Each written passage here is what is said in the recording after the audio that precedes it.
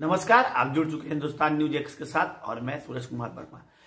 आमतौर पे यही देखा जाता है जब हम ज्वेलरी खरीदारी करने जाते हैं, सोने की किसी दुकान में जाते हैं तो मजदूरी जो है वो अलग अलग से बताई जाती है और जो सामग्री रहती है, जो ज्वेलरी रहती है, उसकी दाम अलग से बताई जाती है।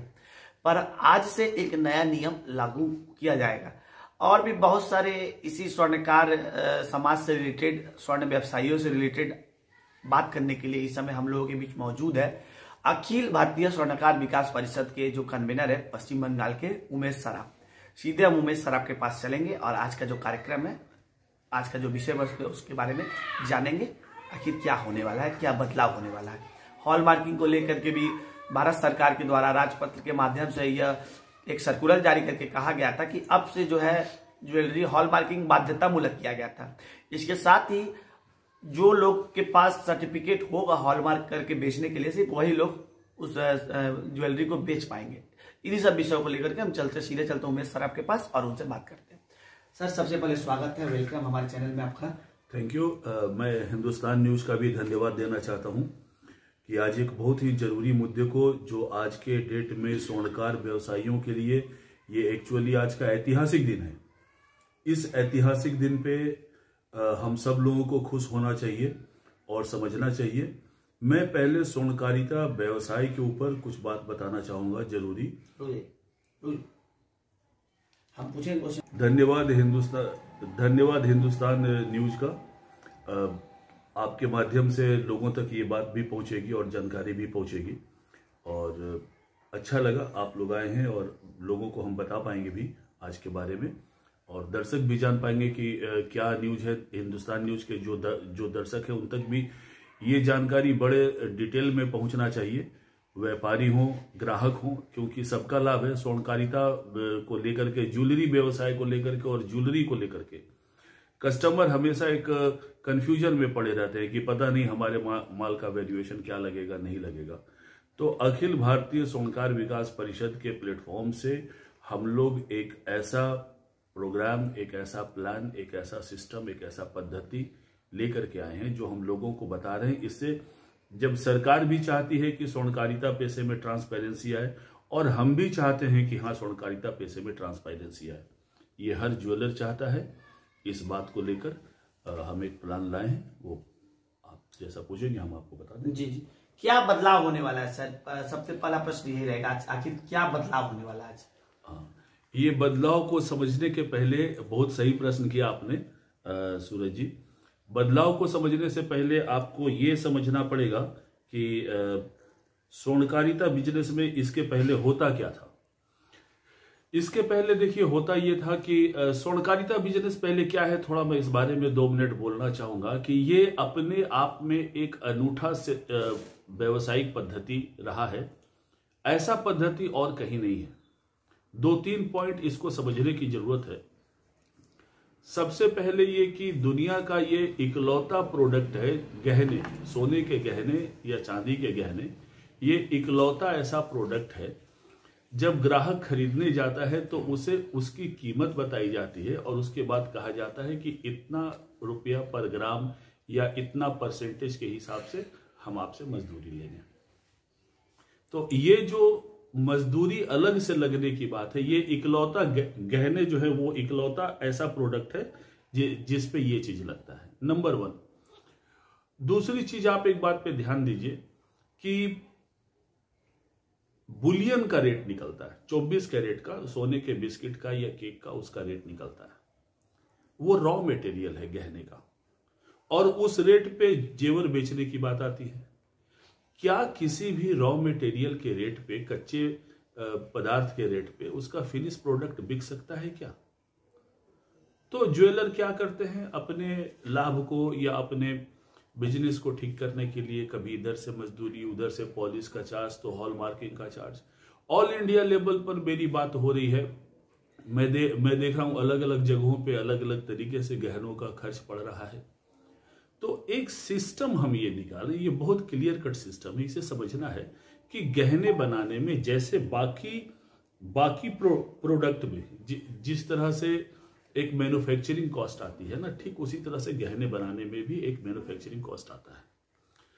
हमारा कहने का मतलब है ये जितने भी मैन्युफैक्चरिंग कॉस्ट हैं वो सबको जोड़ करके एक रेट तय हो, क्योंकि सरकार ने भी अब मैंडेटरी कर दिया है जो 1 जून से लागू होने वाला है, 22 कैरेट, 18 कैरेट और 14 कैरेट। तो जब गहनों की प्यूरिटी फिक्स हो गई है, अब कुछ लोग करते होंगे प्यूरिटी के साथ थोड़ा सा तालमेल व्यापार में, या जो लोग भी करते होंगे वो करते होंगे, कोई जगह नहीं है, आप किसी तरह से कोई एडजस्ट नहीं कर सकते।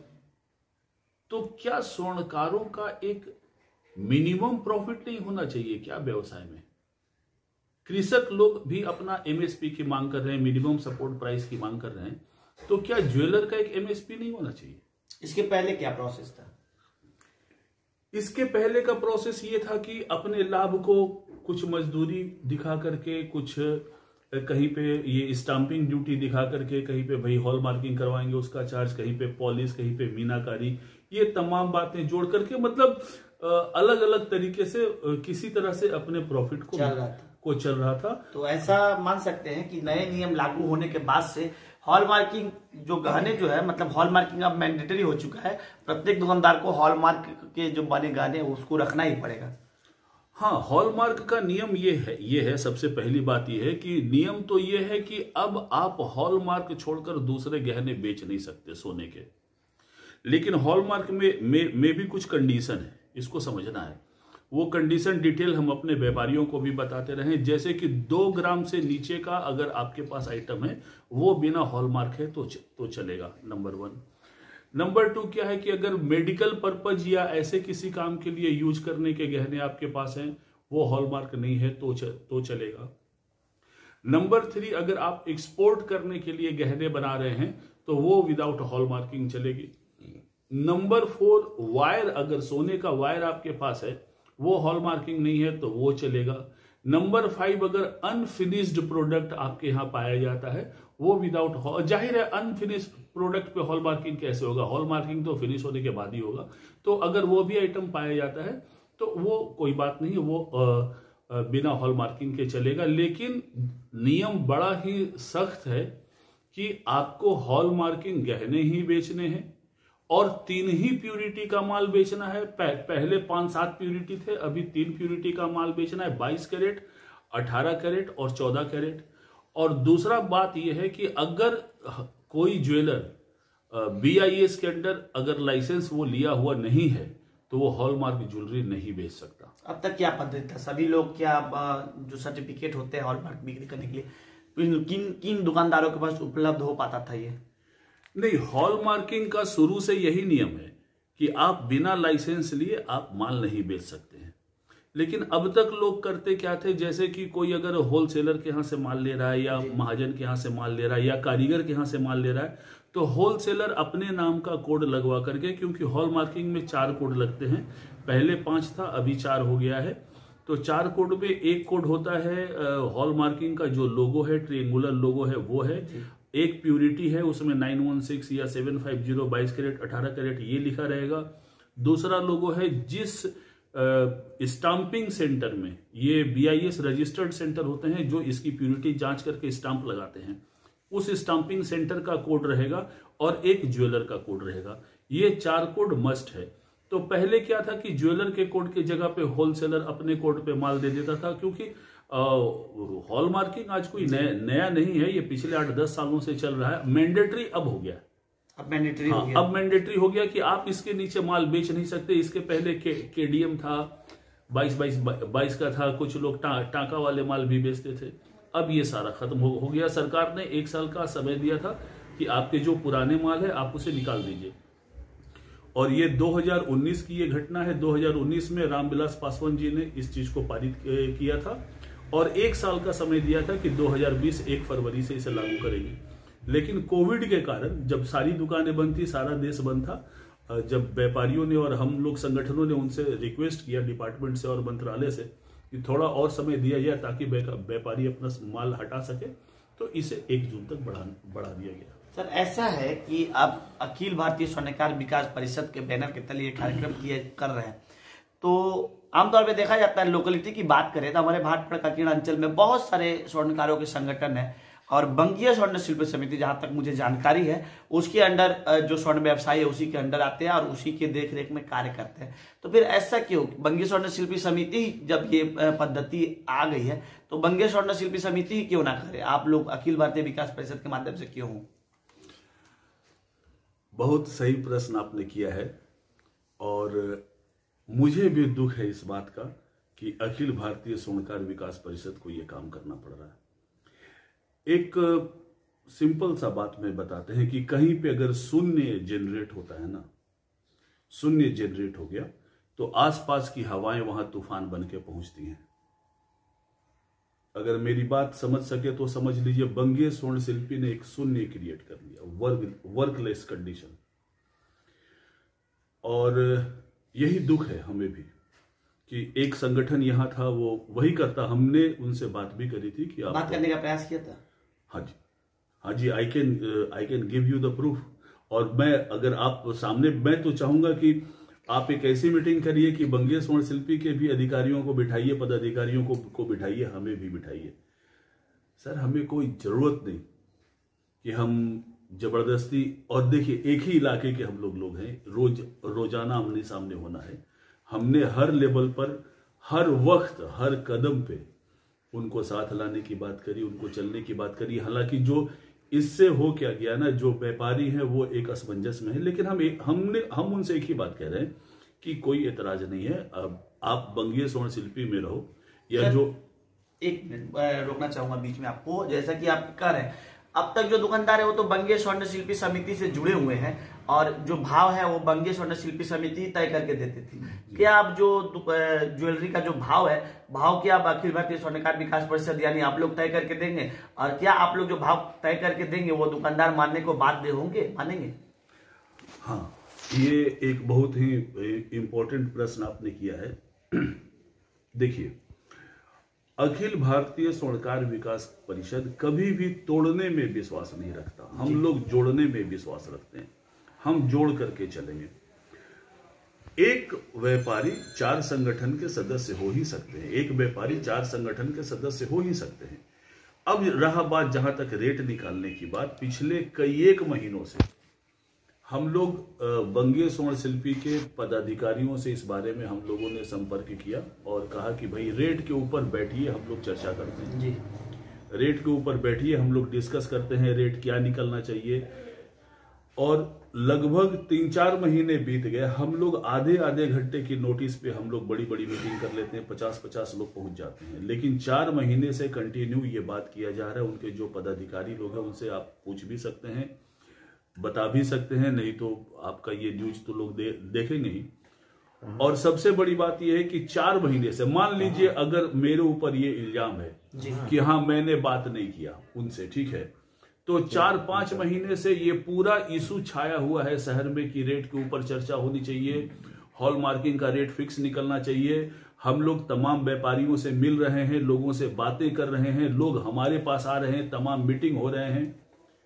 मान लीजिए मैंने नहीं किया बात, तो अगर संगठन यहां पे चल रहा है आज के डेट में, तो ये बंगीय स्वर्ण शिल्पी के पदाधिकारियों का भी ये उनका अधिकार था कि वो मुझे बुलाते कि भाई उमेश जी ये क्या आप शहर में किस बात की चर्चा कर रहे हैं, जरा आप मेरे को समझाओ।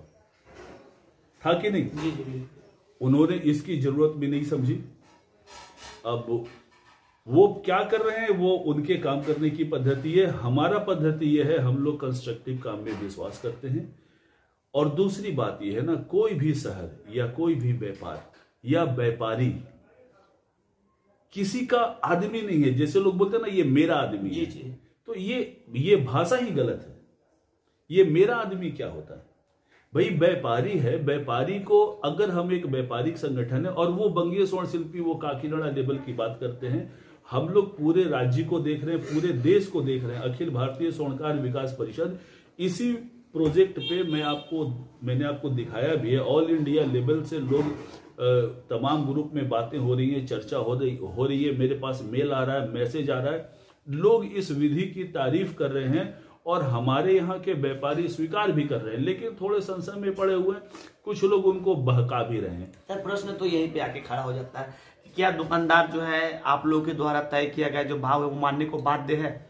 नहीं, बाध्यता कहीं नहीं है, बाध्यता किसी के साथ नहीं है। बाध्यता ना बंगीय स्वर्ण शिल्पी दे सकता है और ना बाध्यता हम दे सकते हैं। तो आप लोग उपलब्ध कैसे करवाएंगे भाव जो है प्रत्येक? हम लोग हमारे जो अपने सोशल मीडिया ग्रुप हैं जी, रेट ऐसे ही आता है कि सोशल मीडिया ग्रुप पे रेट व्यापारियों को दिया जाता है। तो हमारे व्यापारियों का सोशल मीडिया ग्रुप है। अभी हम लोगों ने ही 3 ग्रुप बना डाले हैं, क्योंकि वो 256 के ऊपर एक ग्रुप में लेता नहीं है। जी। और हमारे पास लगभग 700 लोग हो गए हैं जी। तो 3 ग्रुप हम लोग बना लिए हैं। हम लोग व्यापारियों को मैसेज कर देते हैं। अब देखिए, व्यापारी तो स्वतंत्र है ना कि वो कौन सा भाव करेगा नहीं करेगा। व्यापारी इस बारे में भी स्वतंत्र है कि वो अपने व्यापार को कैसे चलाएगा। हम उन्हें एक सलाह दे सकते हैं। जहां परेशानियां हैं, जहां वो फंस जाता है, हमारा कहने का मतलब है आप ट्रांसपेरेंट बिजनेस करो, ईमानदारी से करो।